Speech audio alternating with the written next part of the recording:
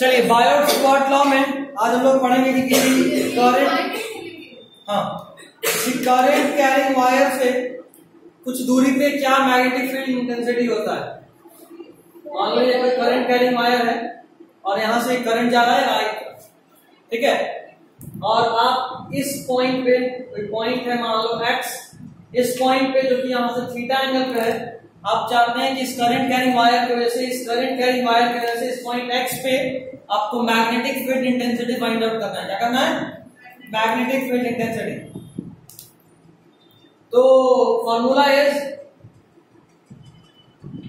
B ना, B is equal to K into I d l sine theta by are square. अभी ये K constant है, K का value कितना? K का वैल्यू इज ये है क्या जो डायग्राम बता रहा हूं, mu naught mu are by 4 pi I cross d l, ये एक्चुअल फॉर्मूला है, बाई आर स्क्वायर। ये K का वैल्यू नहीं है, मैं एक्चुअल फॉर्मूला लिख रहा हूं।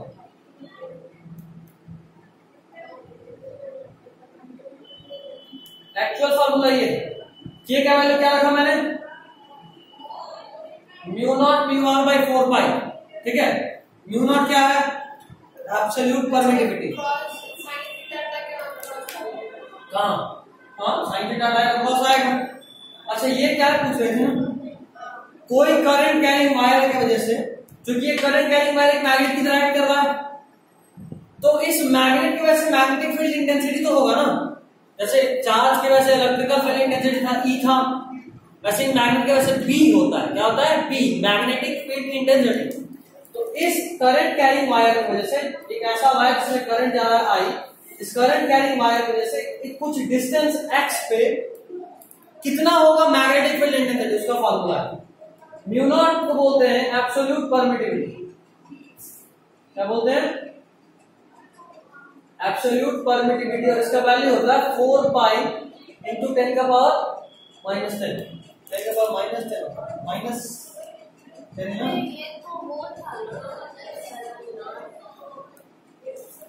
क्या?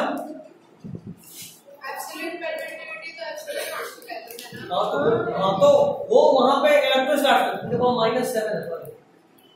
अरे ये तो हम लोग इसमें भी पढ़े थे भैया, वो चार्ज में था, केमिस्ट्री में एप्सिलॉन नॉट।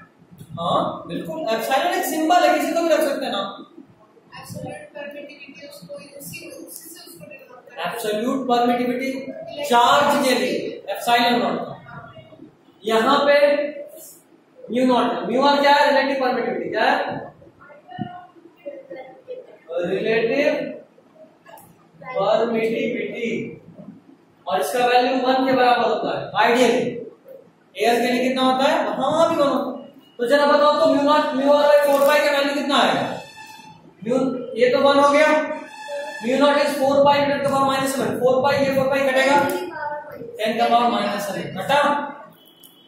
आई डीएल, ये लेंथ क्रॉस पे है, मतलब आपको साइन थीटा लेना है, ये वाला यही ना है, परपेंडिकुलर डिस्टेंस, ये है लेंथ एल।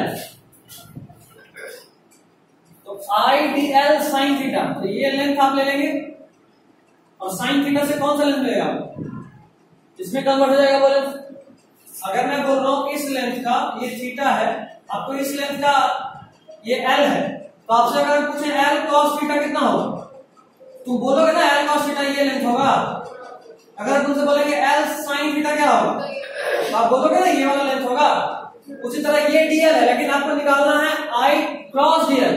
क्रॉस डीएल मतलब आई DL sine theta.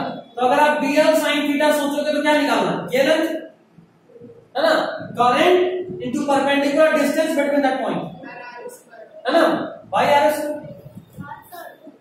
Are normal distance होता है, नॉर्मल डिस्टेंस, ये आर है, आर किसका है? अच्छा ये वाला है, बताता हूं पहले इतना लिखो। ये डायग्राम, ये फॉर्मूला, ये फॉर्मूला, तो कंफ्यूज हो रहा है इसलिए मैं डीएल और आर होगा। इसका स्टेटमेंट नहीं लिखना है। नहीं, इसका हेडिंग क्या था? Buyers got law.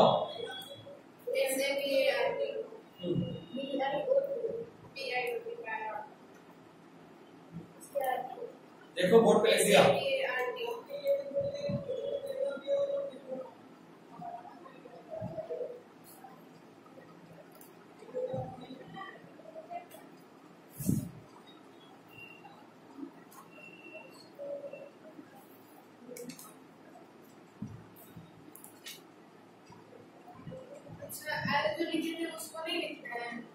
यहाँ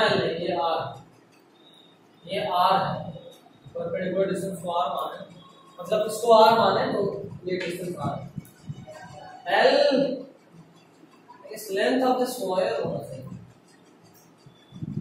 आइडियल लेंथ।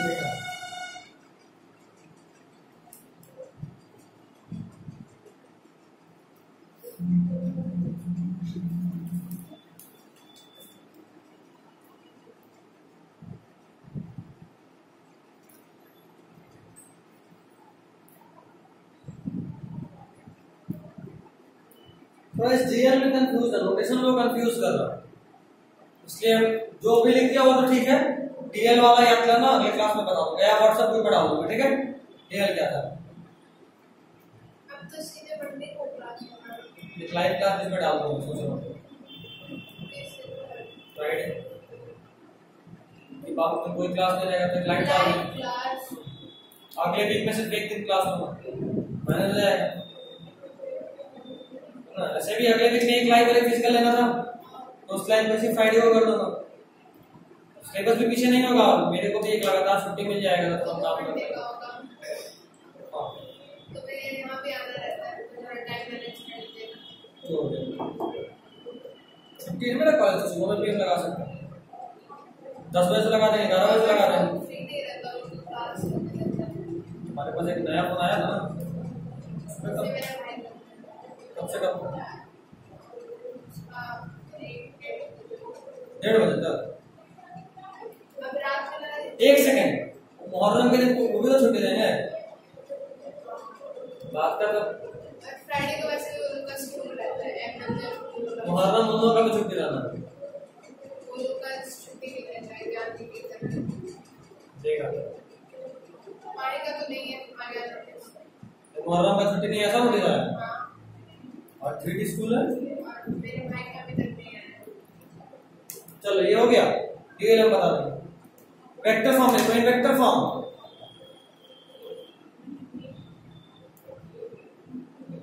वेक्टर फॉर्म तो हो गया ना भैया।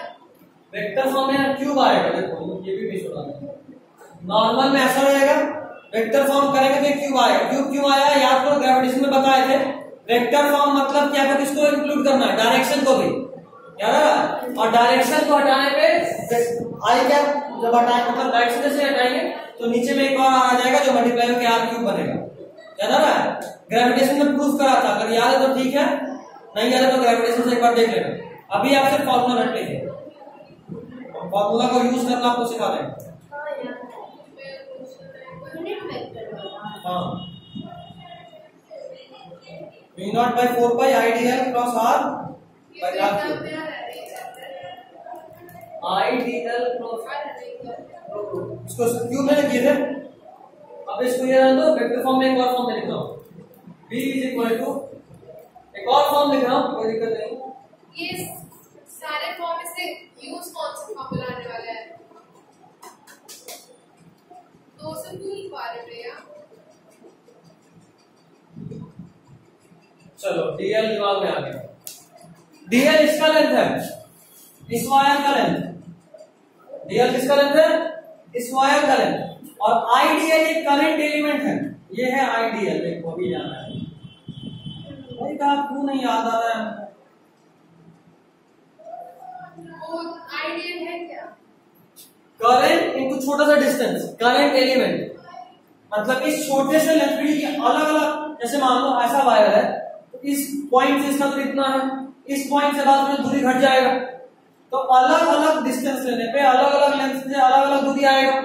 तो आर तो लगातार बदल रहा है, आर तो कांस्टेंट है नहीं, इसीलिए हमने क्या करा कि कोई एक एलिमेंट मान लिया और उसके बाद उसको इंटीग्रेट कर दिया। ये इंटीग्रेशन में ही ये क्रॉस आता, इंटीग्रेट करने के बाद ये फॉर्मूला है। तो दिस इज आइडियल, ये लेंथ इसको ऐसे मार्क कर लो, this is ideal current element और formula is ideal cross R by R cube.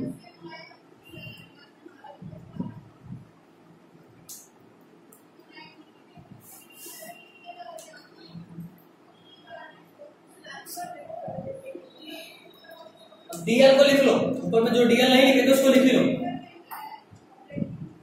IDL तो लिख लीजिएगा, डीएल भी लिख लीजिए, डीएल छोटा सा लेंथ है, देखिए डीएल ये लेंथ ऑफ द वायर। देखो आईडीएल तो करंट एलिमेंट है, DL into that current is current element. DL लिखो ना बगल में, समझ में आ जाएगा। डीएल लेंथ ऑफ स्मॉल, ऐसे लिखो small length of wire, small length of wire from which the distance of the point, small length of the wire from which the distance of the wire, the distance of the point, small length of the wire from which the distance of the point is taken,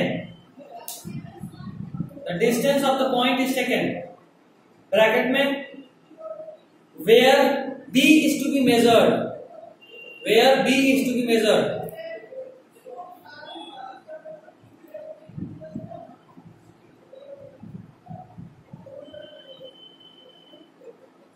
okay. अब चलिए ये लिख लिए इन vector form में। Next point, the direction of this force is given by, direction of this force is given by right hand thumb rule. Direction of this force is given by right hand thumb rule. Light ज़्यादा लंबा नहीं cut गया। Direction of this force is given by right hand thumb rule. First,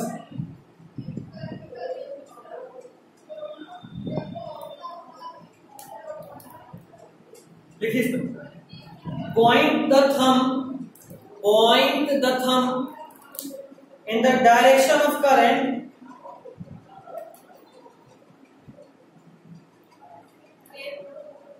in the direction of current, point the thumb in the direction of current, point the thumb in the direction of current, point the thumb in direction of current, then tangent at any point, then tangent at any point, अभी समझा दे रहा हूं, पूरे को दोबारा समझा दे रहा हूं। Then tangent at any point to the curled finger, then tangent at any point to the curled finger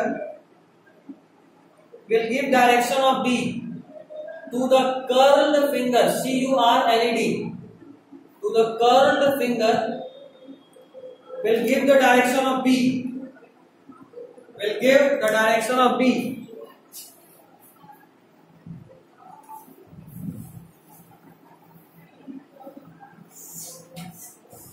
पूरे को एक बार समझते देखो, ये कोई वायर है, ठीक है, और यहां पे कोई पॉइंट है X। मुझे इस वायर, करंट कैरिंग वायर जो कि मैग्नेट की तरह एक्ट करेगा, इस current carrying wire acting as a magnet की वजह से इस पॉइंट X पे मैग्नेटिक फील्ड इंटेंसिटी चाहिए। ओके, मैंने क्या करा, कोई एक पॉइंट ले लिया और यहां से इसका डिस्टेंस मेजर करा। ये डिस्टेंस आया R और ये एंगल आया थीटा, ये डिस्टेंस आया R और ये एंगल आया थीटा। अब मेरे पास प्रॉब्लम ये है कि अलग अलग इस वायर पे, पूरे वायर में करंट है और अलग अलग, मान लो इस पॉइंट से मैं मेजर करूं तो यहाँ पे ये R बदल जाएगा, इस पॉइंट से मेजर करूं R बदल जाएगा।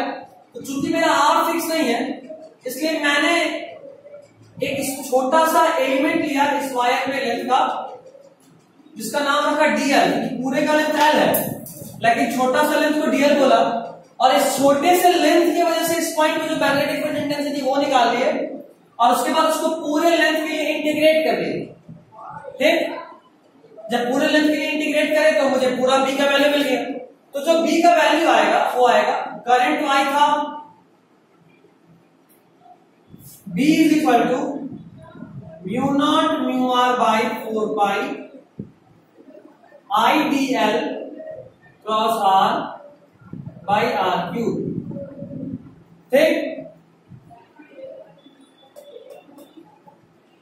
अभी अगर इसको सिंपल फॉर्म में लिखें तो ऐसे लिख सकते हैं mu naught mu are by 4 pi into IDL sine theta by are square, क्योंकि ये आर और ये आर चला जाएगा तो स्क्वायर बचेगा, क्योंकि यहाँ क्रॉस है, कुछ डायरेक्शन का टेंशन है इसलिए इस फॉर्म में लिखा है, बट जब मैंने डायरेक्शन को हटा दिया तो ये IDL sine theta by are square form में कन्वर्ट हो गया। इस पूरे का वैल्यू इज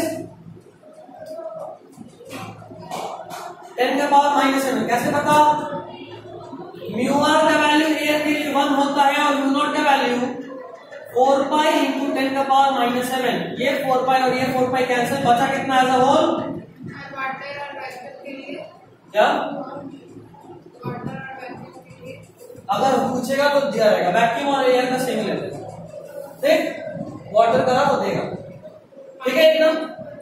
अब इधर अब आपको डायरेक्शन निकालना है। डायरेक्शन निकालने के लिए अपने थंब को यूज करना, राइट हैंड, अपने थंब को डीएल लेंथ पे रखिए। आपका करंट इधर मूव कर रहा है इधर, तो आपका थंब ऊपर रहेगा। इसी वायर में अगर करंट नीचे रहता तो आपका थंब नीचे रहता। समझ में आ रहा है बात? चलिए, पटाखे केस में ये ऊपर है तो आपने थंब ऊपर रखा, और अब ये जो फिंगर जो कर्ल करो, एक्स जहां पे है वहां पे फिंगर कर्ल करो। देखो ऐसे अंदर की तरफ है, तो इस एक्स पॉइंट पे जो भी मैग्नेटिक फील्ड इंटेंसिटी उसका वैल्यू तो ये है, और डायरेक्शन क्या है? क्रॉस, अंदर की तरफ। अगर करंट नीचे होता तो आपको थंब ऐसे रखना होता, और फिर उस पॉइंट पे आपका जो डायरेक्शन होता वो बाहर की तरफ, मतलब डॉट होता। डॉट और क्रॉस के लिए ट्रिक बताया था आपको, एक तीर इमेजिन करना है। ऊपर भी तो डॉट ले सकते हैं ना? ऊपर जब बाहर आता तभी तो डॉट लेते हैं। ये ऐसे है ना भैया, ऊपर की तरफ ना। ये वायर है, ये पॉइंट है, करंट जिधर उधर थंब, और इस पॉइंट पे देखो मेरा किधर फिंगर, इस पॉइंट पे फिंगर किधर है? अंदर। अंदर ऐसे सोचो, ऐसे करंट इधर ऐसे पकड़े और पॉइंट इधर है ऐसे, जबकि अगर नीचे होता तो ऐसे पकड़े और पॉइंट इधर है तो उनको ऐसे होता, ऐसे। वाह, नहीं, फिंगर फिंगर फिंगर फिंगर बताएगा डायरेक्शन, थंब करंट की तरफ होगा। ठीक, तो एग्जांपल मैंने आपको दिया था कि आपको तीर इमेजिन करना है। अगर मान लो ये तीर अंदर जा रहा है तो आपको मान लो डायरेक्शन ऐसे, तो आपको इधर से क्या दिखेगा? क्रॉस। और अगर बाहर आ रहा है तो आपको इधर से क्या दिखेगा? डॉट। डॉट मतलब बाहर की तरफ फील्ड होना, क्रॉस मतलब अंदर की तरफ फील्ड होना। चलो, पॉइंट बस टाइम ओवर हो गया, क्या नहीं कर सकते हैं, बट कोई नहीं। आज हम इसका नोट्स आपको दे देंगे। ठीक है, इसका नोट्स दे देंगे, आप लिख के लाइएगा, फिर सीधा समझाओ, टाइम ज्यादा वेस्ट हो गया। लाइव क्लास अगर हुआ तो उसमें ही समझाऊंगा। ठीक है, उस पर अपने क्लास नहीं बता कि अगले दिन हमको थोड़ा आराम हो जाए। ठीक है, चलिए ले ही लूंगा, कोशिश करूंगा कि ले ही लूं।